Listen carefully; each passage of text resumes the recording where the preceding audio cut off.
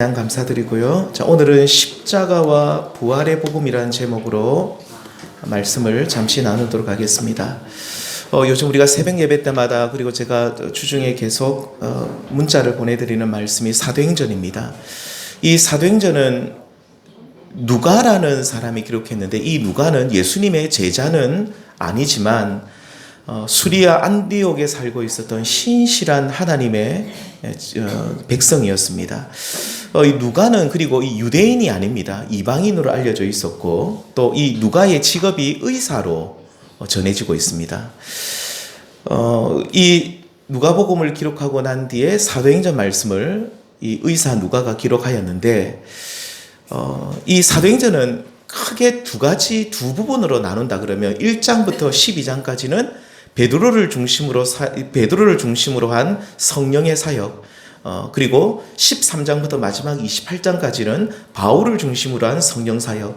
그래서 앞부분은 베드로, 뒷부분은 바울. 그래서 크게 이 사도행전은 두 부분으로 딱 나누어 볼 수가 있습니다.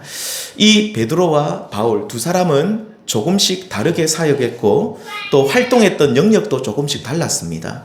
하지만 두 사람의 공통점이 하나 있었습니다. 그것은 바로 이들이 전했던 복음의 내용이 똑같았다는 것입니다.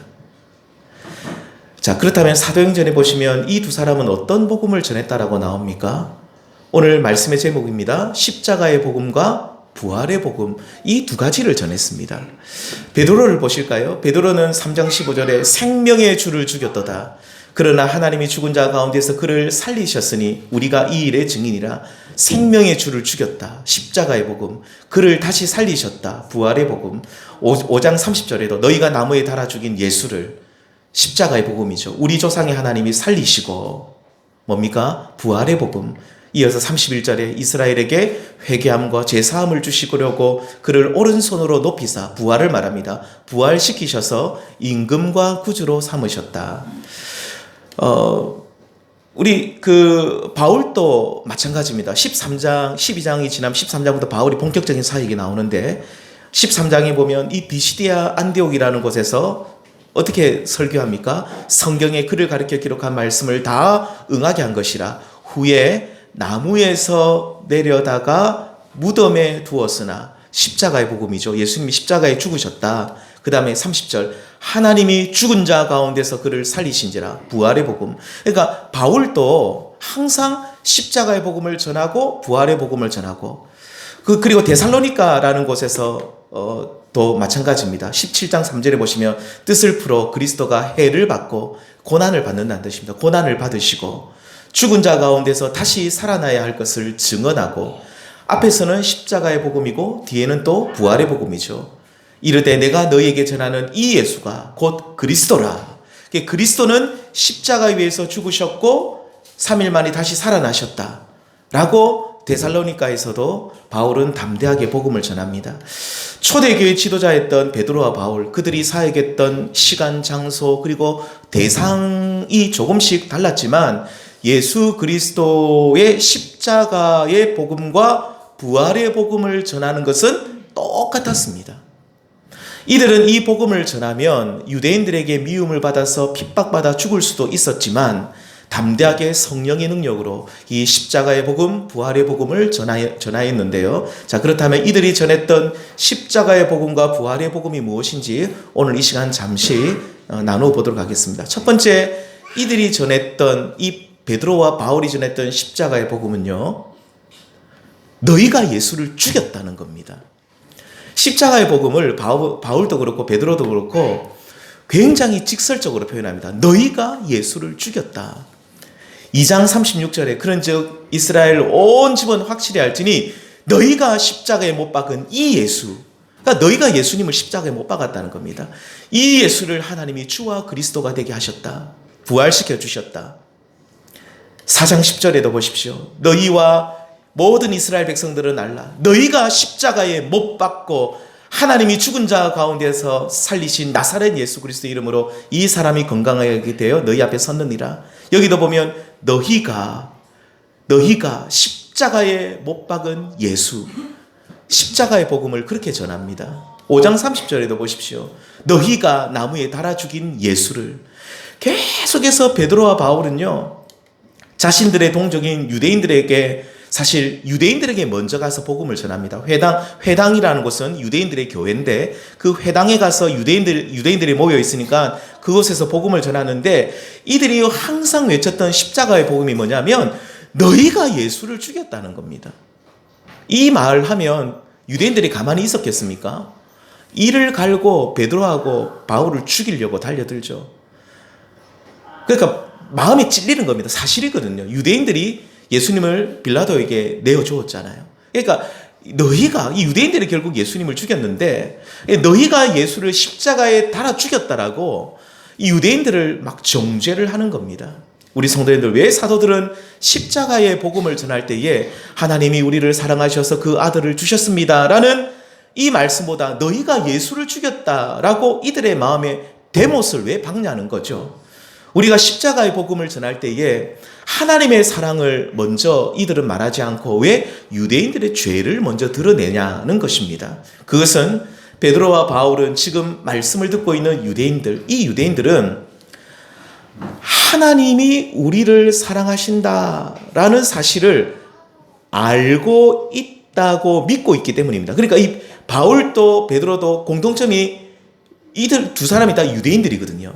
그러니까 유대인의 의식과 생각을 너무나도 잘 알고 있습니다. 그래서 이 베드로와 바울은 지금 우리가 설교하는 설교의 주 대상이었던 이 유대인들은 너무나도 잘 알고 있다. 뭘요? 하나님의 사랑.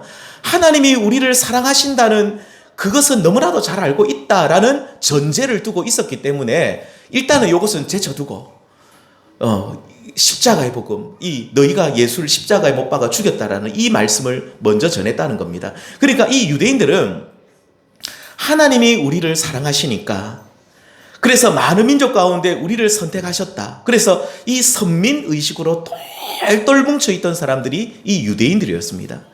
그런데 이 하나님이 우리를 사랑하시고 우리를 선택하셨다라는 이 사실을 아는 것은 참 좋은 일인데, 문제가 뭐냐면 이 유대인들이 당시 어떤 생각을 하냐면 하나님이 우리를 선택하시고 우리를 사랑하시기 때문에 우리가 아무리 죄를 짓고 잘못을 해도 하나님이 다 용서해 주실 거야 라는 잘못된 선민의식을 이 유대인들이 가지고 있었습니다.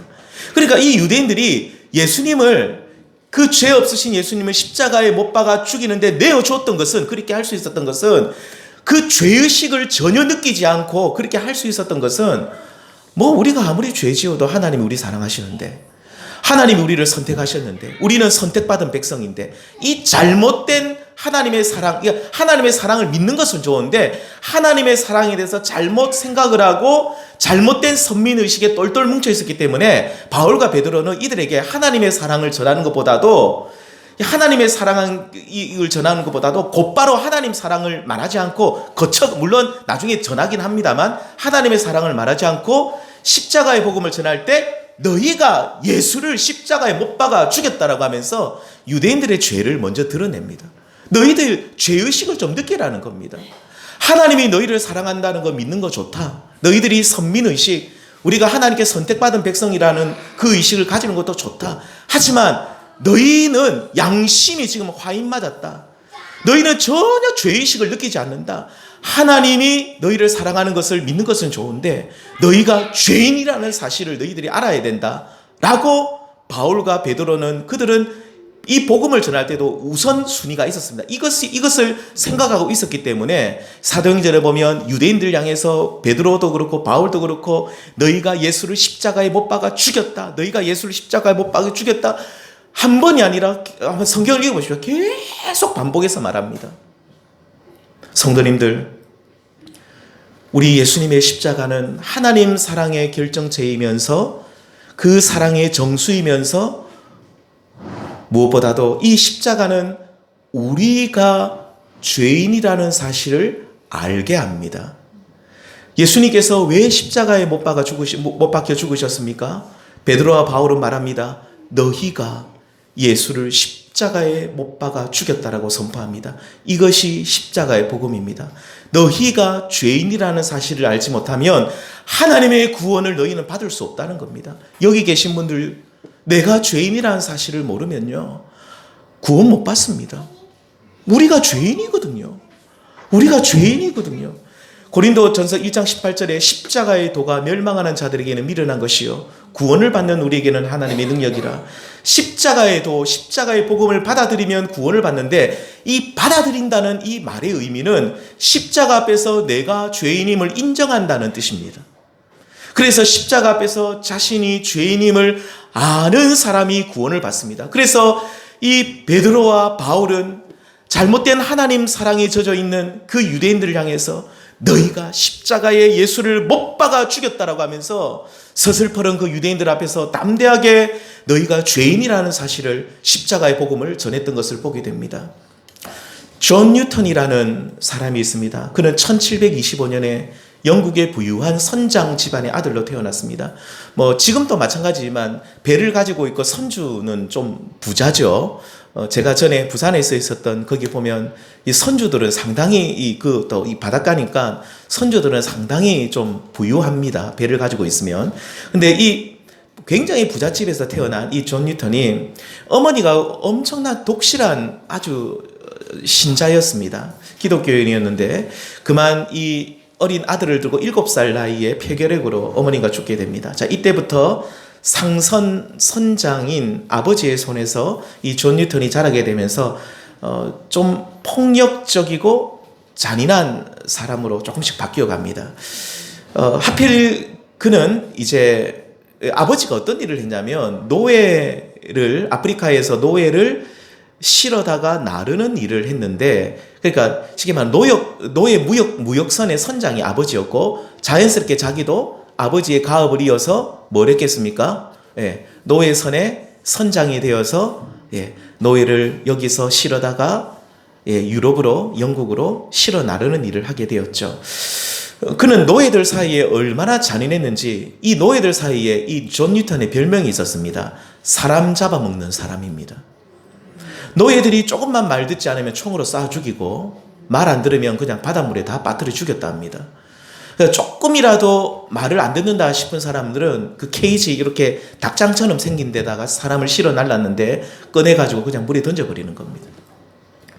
그러니까 사람 잡아먹는 사람이라는 별명을 가졌는데, 그가 이 바다에서 잔뼈가 굵고 오랜 이 선장으로서 일을 했지만, 자기가 태어나서 이렇게 큰 풍랑을 만난 적이 없었습니다.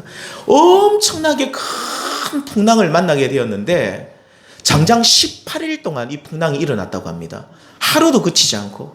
그래서 그는 이 바닷가에서 이 항해하면서 내가 여기서 이제 죽었구나 라고 하면서 이 죽음을 앞두니까 그가 뭐가 생각났겠습니까? 어릴 때 어머니의 그 믿음과 신앙, 그가 그래도 한 번씩 교회에 갔던 일이 생각이 나서 그가 하나님을 찾으면서 이렇게 기도를 드립니다. 하나님, 저는 당신의 자비를 받을 만한 가치가 없는 놈이지만 이렇게 간구하옵나니 저를 좀 불쌍히 여겨주십시오.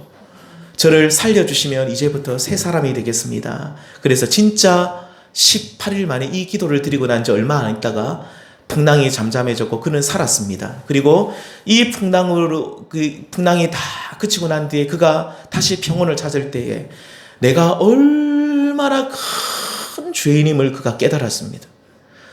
그가 살아있는 그 사람을 잡아가지고 물에 빠뜨리고 죽여버리고 총으로 쏴 죽여버리고, 그 노예들도 사람이잖아요. 똑같은 하나님의 형상으로 지음받은 존엄한 인간인데 무조건 죽여버렸던, 살인했던 그 죄가 얼마나 큰지 그 자신이 죄인임을 깨닫고 39살, 당시는 굉장히 늦은 나이입니다. 그때 평균 연령이 50도 안 될 때니까 39살이면 고령입니다. 39살 늦은 나이에 그가 이제 상선 선장의 일을 다 접고, 노예선이죠, 다 접고 늦은 나이에 목사가 되었습니다. 그리고 그가 지었던 찬양이 뭡니까? 나 같은 죄인 살리신, 이 찬양입니다. Amazing Grace 아시죠? 우리 미국의 대통령 보면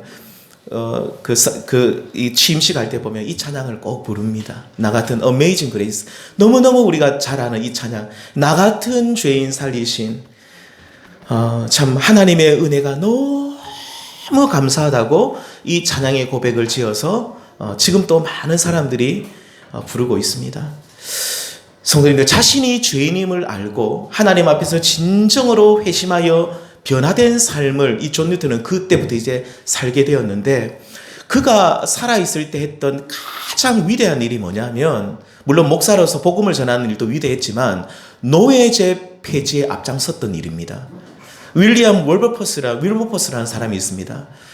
영국의 그 정치인인데, 이 윌리엄 윌버퍼스와 함께 150번의 그 노예제 폐지 법안을 내게 됩니다.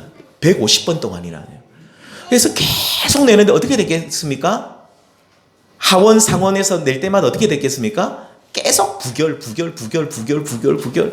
계속 부결하는 거예요. 그래도 자기가 이제 그 하나님 앞에 이 노예제 폐지는 우리가 해야 되는 일이다, 그 사명을 받았기 때문에 끝까지 했는데, 결국 그가 1807년에 죽거든요.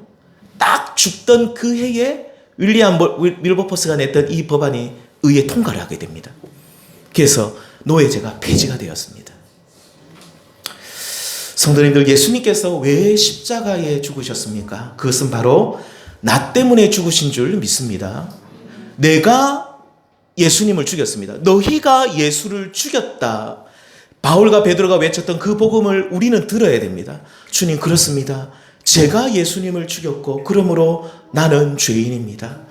너희가 예수를 십자가에 못 박아 죽였다라고 끊임없이 외쳤던 베드로와 바울의 이 설교를 나에게 오늘 적용하시면서, 내가 예수를 십자가에 못 박아 죽인 주님, 저는 죄인입니다 라고 고백하셔서 우리 모두 구원에 이르며 십자가의 그 사랑이 우리 성도님들의 가슴 속에 차고 넘쳐날 수 있기를 우리 주님의 이름으로 축원드립니다.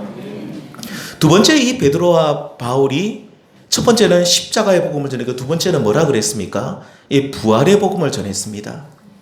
이 부활의 복음은 뭐냐면, 십자가에 달려 죽으신 예수 그리스도는 살아나셨다. 맞지요? 살아나셔서 그래서 이제 여기 계시지 않는다. 이스라엘 땅이 더 이상 없다는 겁니다. 그 예수님이 이제 하나님 보좌 우편에 계시면서 우리를 통치하시는 만왕의 왕이 되시는데, 그래서 너희가 그 예수를 너희 인생의 왕으로 모시고 그분의 통치를 받아들여야 한다는 것이 부활의 복음입니다. 좀 길죠? 간단하게 말하면 이렇습니다. 너희가 부활하신 예수님이 이제는 여기 계시지 않고 하나님 보좌 우편에 계시는데, 그 예수를 너희 인생의 주인으로, 왕으로 모셔라. 이것이 뭐라고요? 부활의 복음을 믿는 것입니다. 그러면 너희들도, 베드로와 바울 똑같이 말합니다. 너희들도 예수님처럼 부활한다. 부활한다는 말은 너희 영이 다시 살고 전과 다른 새로운 삶을 살아갈 수 있게 된다. 아까 말했던 존 뉴턴은 부활의 삶을 살았거든요.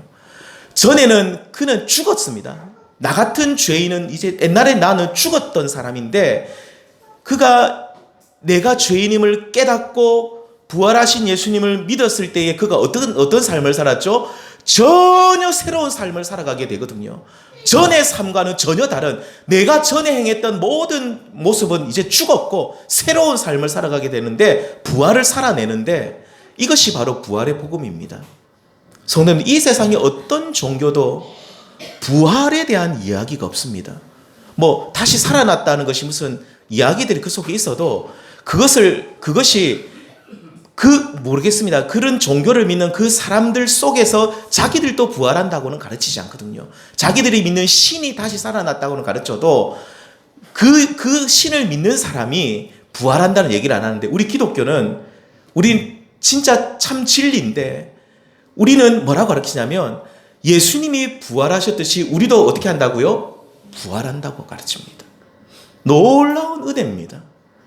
베드로와 바울은요, 너희가 예수를 십자가에 못 박아 죽인 너희들이 죄인이다라고 회개하라고만 외치지 않았습니다. 십자가의 복음과 함께 부활의 복음을 전했는데, 하나님께서 예수님을 다시 살리셔서 그를 높이셔서 왕이 되게 하셨다라고 합니다. 이렇게 부활하신 예수를, 왕이 되신 예수를 너희가 너희 인생의 왕으로, 주인으로 인정하고 너희 삶 속에 받아들이게 되면 이제부터는 새로운 생활이 너희 앞에 펼쳐지게 된다.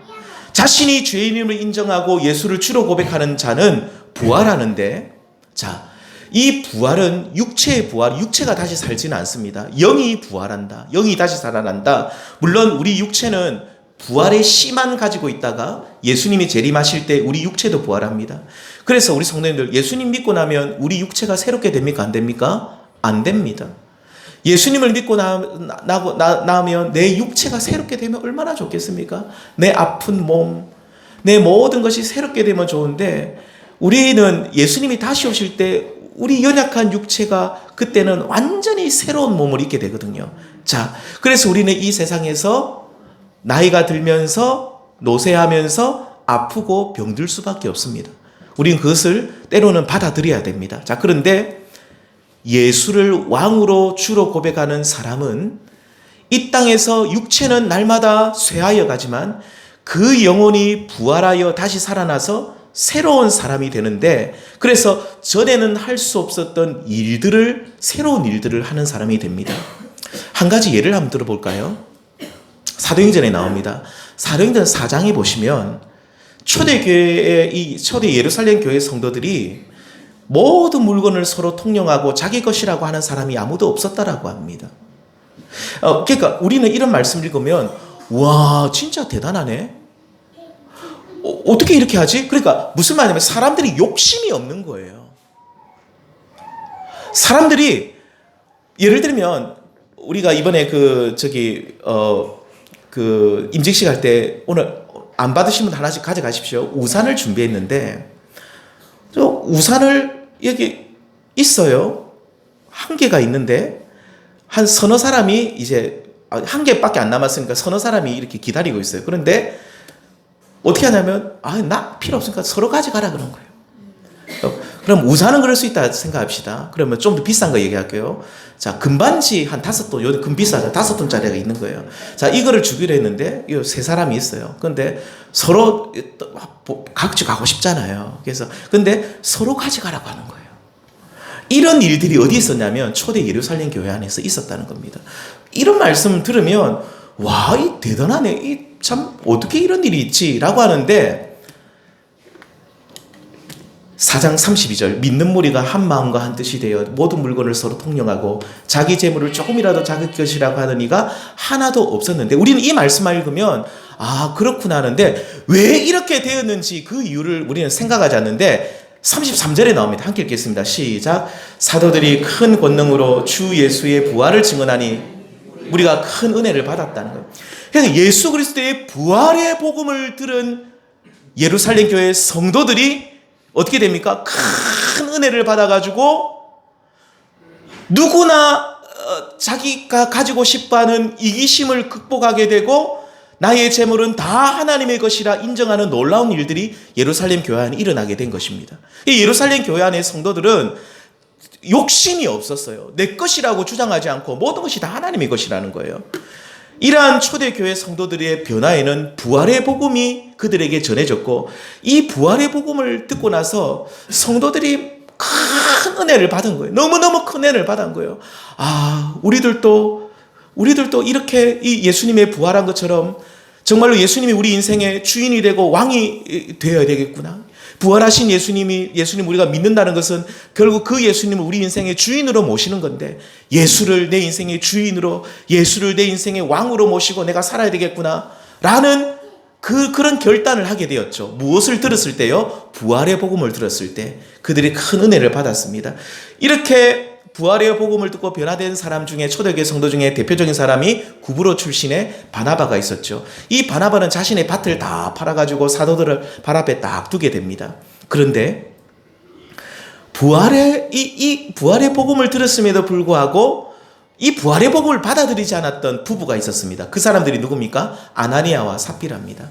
그런데 이 아나니아와 삽비라는 부활의 복음을 증거되었을 때 주 예수의 부활을 사도들이 막 증언할 때 큰 은혜를 받은 무리 중에 들어가지 않은 사람들인데, 그들은 뭐가 부러웠냐면 바나바가 그 밭을 팔아가지고 사람들 앞에 딱 내놓으니, 교회 앞에 내놓으니까 모든 사람들이 바나바를 막 존경하는 겁니다. 와, 바나바 대단하다. 막 사람들이 바나바를 칭찬하는, 그게 너무 부러워서 이 아나니아와 삽비라도 똑같이 했던 겁니다. 팔아가지고 하나님 앞에 드렸죠. 근데 다 드렸습니까?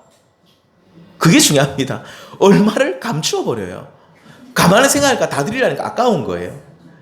그래서 하나님의 심판을 받게 되는데, 사도행전 바로 이어서 5장에 보면 이 베드로가 뭐라 그러냐면, 너희가 누구를 속였다라고 말합니까? 성령을 속였다. 무슨 말이냐면, 너희가 성령을 속였단 말은 부활의 복음을 믿지 않으면서 믿는 척했다. 그러면서 재물을 다 드렸는데 실제로는 다 드린 것도 아닙니다. 이러한 위선적인 행동, 부활의 복음을 믿지 않으면서, 믿지도 않았으면서 또 그러면서 이 위선적인 행동을 성령을 속이는 죄라고 말하죠. 하나님 앞에, 하나님, 내가 가진 모든 것이 나의 것이 아니라 다 하나님의 것입니다라는 이 고백 누가 할 수 있습니까? 오직 부활의 복음을 받아들이는 사람만이 할 수 있습니다. 십자가에 못 박혀 죽으신 예수를 하나님이 다시 살리셨고, 그분은 이제 하나님 보좌 우편에 계시면서 우리를 다스리시는 분이신데, 이 예수를 내가 주로 고백합니다라고 하면서 실제로 내 인생의 주인으로 모시는 사람, 바로 이 사람이 부활의 복음을 받아들이는 사람이고, 그가 재물에 있어서도 이 재물 누구 거라고요? 내 거 아니고 다 하나님의 것임을 인정하는 사람이기 때문에 어떤 상황 속에서도 주를 위해서 아낌없이 드릴 수 있는 것이죠. 그래서 부활을 믿지 않는 사람은요, 부활의 복음을 받아들이지 않는 사람은 결코 자신의 것을 하나님 앞에 드릴 수 없습니다. 왜 그렇습니까? 내 재물 아직까지 내 거거든요. 아나니아와 삽비라는 부활의 복음을 믿는 척 했지만 안 믿었어요.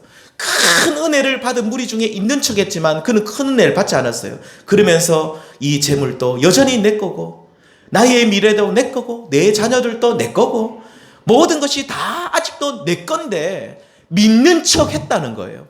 그래서 성령을 속였다는 겁니다. 부활의 복음을 듣고 받아들인 척 했다는 거예요. 그래서 성령을 속이는 자였습니다. 이 부분은 예수의 주되심을 고백하지 않았죠. 우리 사랑하는 성도님들, 우리 모두 예수 그리스도의 주되심을 받아들이는 사람만이 하나님께 자신의 것을 기쁨으로 다 드릴 수 있다는 사실을 기억하시면서 우리 모두 부활의 복음을 믿는 저와 우리 모든 성도님들 되기를 바랍니다. 우리 성도님들, 마지막으로 제가 이 말씀을 읽고 마치겠습니다. 오늘은 제가 성경을 보통 설교할 때 오늘 성경을 많이 읽는 날입니다. 오늘 이 빌립보서 2장에 보면 십자가의 복음과 부활의 복음을 한 편의 시로 쫙 표현된 게 있습니다. 그 빌립보서 2장은 한 편의 노래고 시편입니다. 우리 보면 헬라 원어에 보면 딱 시로 되어 있습니다. 예. 포임으로 딱 이렇게 시로 딱 되어 있는데, 빌립보서 2장 말씀을 제가 읽고 마치겠습니다. 너희 안에 이 마음을 품으라. 곧 그리스도 예수의 마음이니 그는 근본 하나님의 본체시나 하나님과 동등됨을 취할 것으로 여기지 아니하시고 오히려 자기를 비워 종의 형체를 가지사 사람들과 같이 되셨고, 8절 사람의 모양으로 나타나사 자기를 낮추시고 죽기까지 복종하셨으니 곧 십자가에 죽으십니다. 여기까지 뭡니까? 십자가의 복음이죠. 자, 9절부터 나옵니다. 이러므로 하나님이 그를 지극히 높였다는 말은 하나님께서 능력으로 오른손으로, 하나님께서 사도행전에 하나님이 당신의 오른손으로 예수를 부활시켰다, 그 말입니다. 지극히 높였다는 말은 부활을 시키셔서 모든 이름 위에 뛰어난 이름을 주사, 10절 하늘에 있는 자들과 땅에 있는 자들과 땅 아래에 있는 자들로 모든 무릎을 예수의 이름에 꿇게 하시고, 11절 말씀 같이 있습니다. 시작. 모든 입으로 예수 그리스도를 주라 시인하여 하나님 아버지께 영광을 돌리게 하셨느니라. 성도님들, 예수를 주로 시인하는 이 모습이 뭐냐면 부활의 복음을 믿는 모습인 겁니다. 이 빌립보서 2장은 앞에서 쭉 십자가의 복음을 외치다가 이 뒤에 가서는 우리가 이 부활의 복음을 받아들여야 된다. 하나님이 그를 높이셔서 왕이 되게 하셨는데 그 왕 대신 예수를 우리 인생의 왕으로 주로 시인하여야 된다. 그분을 받아들여야 된다. 이것이 바로 부활의 복음을 믿는 모습인 것이죠. 사랑하는 성도님들, 오늘 말씀을 맺겠습니다. 오늘은 십자가의 복음과 부활의 복음에 대해서 전했는데, 십자가의 복음은 뭐라 그랬습니까? 내가 죄인이라는 사실을 인정하는 거라 그랬습니다. 두 번째 부활의 복음은 뭡니까? 내가 죄인이라는 사실을 인정하면서 그 부활하신 왕 대신 예수님을 내 인생의 주인으로 모시는 것이 부활의 복음을 믿는 것입니다. 여기 계신 우리 모든 성도님들, 십자가의 복음과 부활의 복음을 함께 믿고 받아들이셔서 우리 모두가 하나님의 자녀가 되어서 오늘 빌립보서 2장 11절 말씀처럼 하나님 아버지께 영광을 돌리시는 우리 모든 성도님들, 또 우리 한길교회 우리 모든 우리 교우들이 다 되시기를 우리 주님의 이름으로 축원합니다. 기도하시겠습니다. 하나님 감사합니다. 사도 베드로와 바울은 그들이 그 유대인들의 핍박을, 그 죽음의 핍박을 받으면서도 끝까지 십자가의 복음과 부활의 복음을 외쳤던 것을 보게 됩니다. 이 십자가의 복음과 부활의 복음이 우리를 살리는 하나님 정말로 기쁜 소식 복음인 줄 믿사오니, 우리 사랑하는 성도님들, 내가 주님 앞에 죄인임을 인정하고 예수를 내 인생의 주인으로 모시는 십자가와 부활의 복음을 받아들이는 분들이 되셔서 우리 모두 저 천국에서, 저 하나님 나라에서 함께 만날 수 있는 은혜를 주옵소서. 우리 주님이 다시 오실 때 영광의 몸으로 부활하는 은혜도 함께 누리게 하여 주옵소서. 예수님의 이름으로 기도드리옵나이다. 아멘. 찬송가 305장입니다.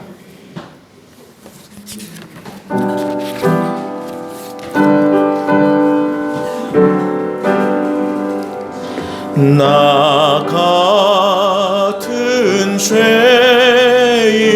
살리신